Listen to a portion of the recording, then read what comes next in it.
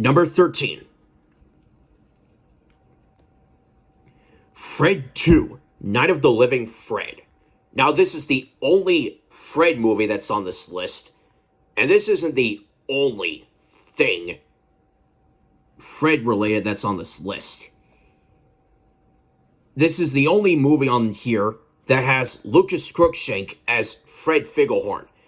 If you guys like his high-pitched voice when it comes to his videos, that's fine. I just prefer to listen to his normal voice when it comes to his videos. This is also the only movie on here to have one of the three main actors, well, two actors and one actress from Super Ninjas. Daniela Monet made the list this time. And this is also the only movie on this list that's produced by Lionsgate, which I'll take that and A24 over Relativity Media any day.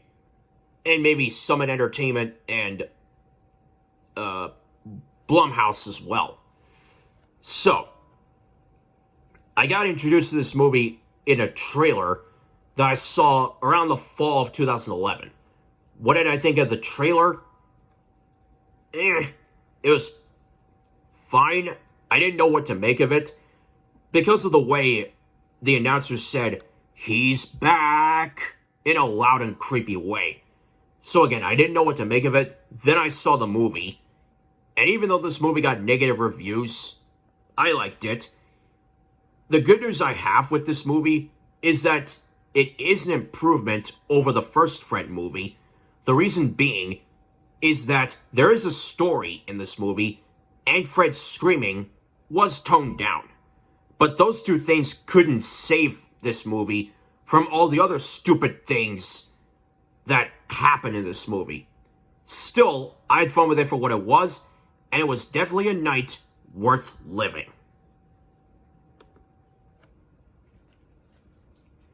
Number 12. Rags.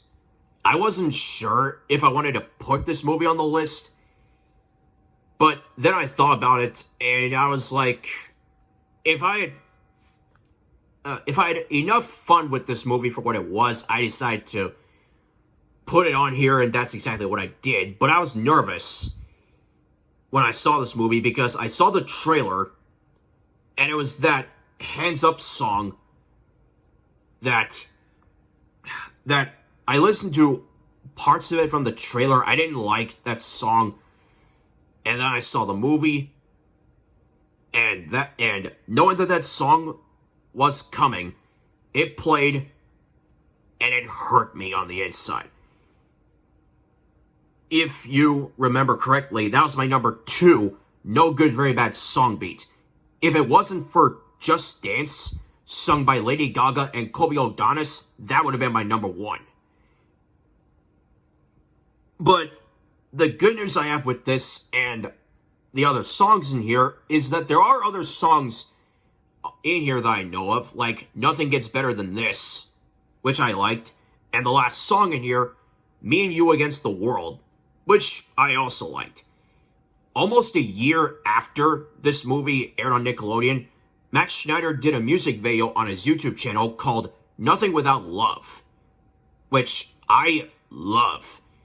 And I knew that it would be my favorite Max Schneider song after seeing a promo for it. I listened to it, and I loved it. And it's still my number 1 favorite Max Schneider song to this day. It is sad when I love that song more than any of the songs in this movie. But I don't have anything bad to say about it. Well, mostly other than that song and just a rough night I had.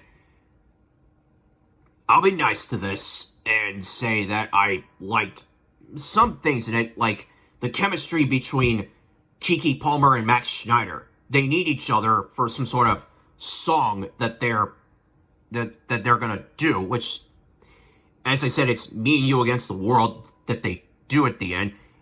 And Charlie Prince, played by Max Schneider, gets help from Drake Bell to be where he needs to be, with Katie Worth, played by Keke Palmer, who who this year I saw her in Lightyear, which I liked. Nope, which made me go, fun fact. Which made me go, fun fact. I just saw Keke Palmer in Lightyear. Now she's in this. Great career jump, but we still love you, Keke. And both movies were good, I think. And then she's the host now of the NBC version of Password. I saw one episode at a restaurant and some clips of it on YouTube. Now, back to this movie. And I know that those that love this movie will put it higher on their favorite Nickelodeon TV movies list, but it's this low on my list because I didn't have as much fun as a lot of people did. Still, I liked it for what it was, and can someone grab me a towel when I'm done with this? And if so, I can wipe myself off and have a much better time with this. And I'm sure the towel will be a good one and a lucky one for me. Number 11. Splitting Atom. If you feel like you've been so busy and you need a break, then watch this movie and you'll feel the same way that this character did, named Adam Baker, played by Jason Norman from Henry Danger. In this movie, Adam Baker is a busy kid who has nothing to do for free time. Then his Uncle Mitch, played by Tony Cavallero, comes over and introduces Adam and his best friend, played by Amar Wooten, a tanning bed. And then one night, a mysterious accident happens that makes Adam stumble inside the tanning bed, and a clone comes out of him. And then we get more clones coming out of the tanning bed, making there a total of 6 Adam Bakers. And Adam has to realize that the real Adam Baker is the most important. And it might not be so bad after all. I saw this movie on YouTube, and I liked it.